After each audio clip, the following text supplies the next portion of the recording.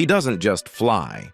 He vanishes into the sky inside a moving fortress where the rules of the ground cannot reach him. This is the hidden battlefield of the ultra-elite, a world where private jets aren't mere transport, but armored reputations with wings, built to defeat distance, delay, and risk. Tonight, you're stepping inside the secret arms race between billionaire private jets. The camera opens above the Atlantic at night, a ribbon of cold stars over warm engines. And then there's the first silhouette, a head-of-state wide-body cruising in rarefied air. Mohammed bin Salman's world travels on aircraft that look commercial from far away and become palaces up close. He moves with a flotilla mindset, primary aircraft, shadow support, advanced teams at airports that feel like temporary embassies. The jet is quiet because quiet is security. Lighting is tuned for cognition, not glamour. Every surface has a purpose. The doors seal and the country moves with him. Inside, the engineering is a doctrine. Redundant avionics, hardened connectivity paths, and mission-critical power buses arranged so failure isn't an event, it's an absorbed rumor. Iridium and Ku/Ka band satellite links are balanced like a portfolio. Secure voice rides inside encrypted tunnels. Data is segmented so that the life of the aircraft and the life of the travelers never fully touch. In this tier, the conversation is never, do we have Wi-Fi? It's, which link rides primary tonight, and which link becomes invisible when we need it to. Thermal management matters because infrared signatures invite curiosity. Ground crews know presentation is style, but temperature is strategy. They don't talk about countermeasures, they talk about compliance and prevention. In the VIP world, the keyword is deterrence. You'll hear quiet references to directional infrared countermeasure concepts, the kind that civil operators discuss with regulators and integrators in lawful frameworks, designed to confuse a threat, not fight a war. You'll hear about airport selection doctrines, wind, terrain, taxi times, emergency routes rehearsed like theater. You'll hear about sterile corridors, where schedules become decoys and decoys become time. This isn't weaponization, it's choreography. The plane is the stage, security is the script, and the performance is never seen. Shift frames. A new outline appears against the dawn. Long wings, long range, long silence. Elon Musk's jet exists to erase geography and to kill latency between ideas. The interior is not a gilt drawing room. It's a lab with leather. Every seat feels like an unannounced board meeting. Every table is an engineering stand-up in disguise. The cabin becomes a command bridge for companies that build rockets, neural interfaces, cars, and constellations of satellites. The aircraft's first weapon is time. Leave at 2:17, be functional at 2:19, be in orbit around a new problem before anyone knew the last one landed. The comms stack looks like a riddle. Priority channels, end-to-end encryption, redundant SATCOM paths, so a call never dies, it merely chooses a different sky. He doesn't advertise privacy, he designs it. Device isolation zones exist without signage. Microphone hygiene is a habit. Windows are not just glass, they are filters on information. There are no selfies here. There are agreements. The aircraft runs like an extension of the mission floor in Hawthorne or Boca Chica. Power sockets are invitations to create. The jet is not a lounge, it is a throttle. Speed is survival, and long-range endurance is the currency these people respect. Across the world, Jeff Bezos orbits at altitude with the quiet of a logistics emperor. His aircraft are the embodiment of Amazon discipline, redundancy without drama. The flight plan is a spreadsheet that happens to fly. Cabins tuned for long-haul cognition, lighting that keeps the mind upright at 3 a.m. A galley that knows nutrition is a system, not a snack. The comms profile is enterprise-grade, multipath satellite connectivity, hardened corporate access, session segmentation, and an iron rule. What touches production systems is audited like a financial statement. Security here doesn't posture, it patterns. Airports are selected like fulfillment centers: endurance, throughput, risk, and weather windows. Advanced teams render terminals sterile. The taxi feels like a supply chain in miniature. Wheels roll, data flows, calendars collapse, and the aircraft becomes a bridge between jurisdictions where ideas and capital move faster than headlines. He doesn't chase speed records, he chases uptime. And uptime wins wars you never see. Then there is Mukesh Ambani, whose aircraft are designed for something most people don't understand: moving a dynasty. This is not a solo sprint across oceans. This is an airborne household with state-like gravity. Family members, principals, advisors, security, staff, all orchestrated inside a pressurized ecosystem that must carry comfort and control at the same time. The decor reads luxury, the engineering reads continuity. Power distribution, air management, cabin zoning, children sleep while council drafts a term sheet and the flight deck prepares for polar ops with the indifferent calm of professionals. Ambani's operations are master classes in ground-to-air choreography. Convoys meet the jet like a ritual.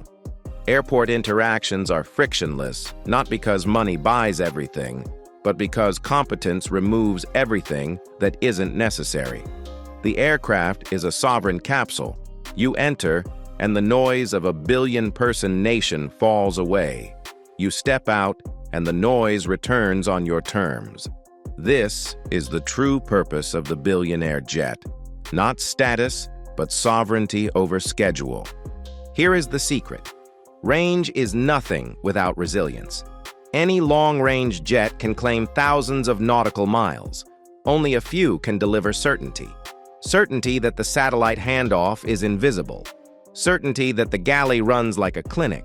Certainty that crew rest is protected like critical infrastructure. Certainty that a diversion isn't a failure, it's a proof of planning. In this arms race, checklists are sharper than swords. Listen carefully to how their teams talk. They never say security system. They say procedures. They say sterile time. They say sealed manifests. They say compartmentalization. The cabin is zoned. The data is zoned. The day is zoned. Everything that must stay separate stays separate. And everything that must integrate integrates on cue. Privacy is not secrecy. Privacy is architecture of space, of data, of time. On some nights, rumors circle the runway lights. Defensive aid suites approved for civil VIP, infrared confusion packages integrated under strict regulatory regimes, sensor arrays designed to notice trouble before trouble notices you. Industry whispers about low observable paint science for thermal moderation and specular control, not stealth. Electromagnetic hygiene for avionics immunity, hardened doors that close like vaults without looking like vaults. None of this is Hollywood. All of it is boring, and boring is the point. The safest aircraft in the world are dull on camera and lethal against entropy. Watch how they refuel. There is no mid-air drama. Civilian aerial refueling is not the game here. The game is never needing it. Optimized routing, long-leg flight planning, strategic tech stops where ground operations feel like pit crews. When you see a billionaire jet descend into Shannon or Anchorage or Reykjavik, you're watching a choreography of minutes. Fuel, checks, doors, checks, fuel, go. In the arms race of private aviation, the winning move is time compression, not spectacle. MBS's entourage aircraft make a different statement. Wide bodies retain strategic options, long runway menus, cargo bay flexibility for mission support, cabins that become diplomatic rooms at altitude.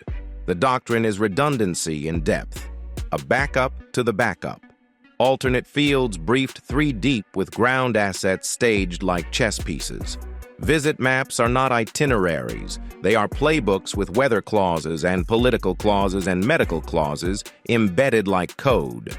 When a head-of-state aircraft leaves the ground, the country rises with it. Musk's jet tells a separate truth. Velocity is culture. The aircraft is a launch window you wear. He lives in overlapping countdowns, rockets, products, deals, regulatory windows. The jet erases the distance between countdowns so nothing is missed. Cabin acoustics protect thought. The seat pitch protects posture. The power outlets protect ambition. The aircraft manufacturer sells a machine. His teams buy advantage. Bezos's jets carry the weight of intention. There's nothing nostalgic here. The vibe is controlled, the team brief, the data already waiting at the destination. If a meeting is at 11, the aircraft was part of that meeting at 9.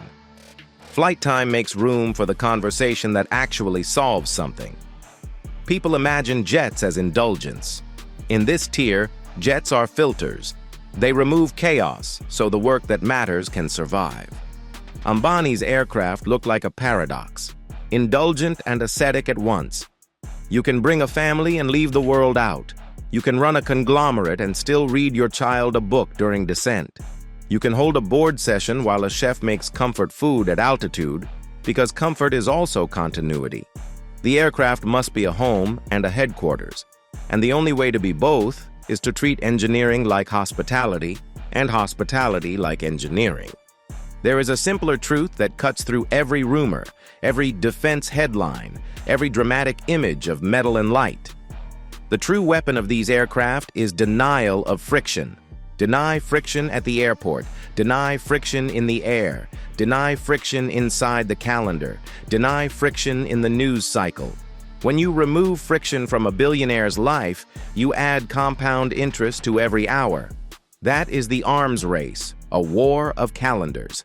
The victor is the one who lands with more unbroken focus than he took off with. Now, watch the ground teams again. The convoy choreography around MBS isn't an ego show. It's an insurance policy against chance.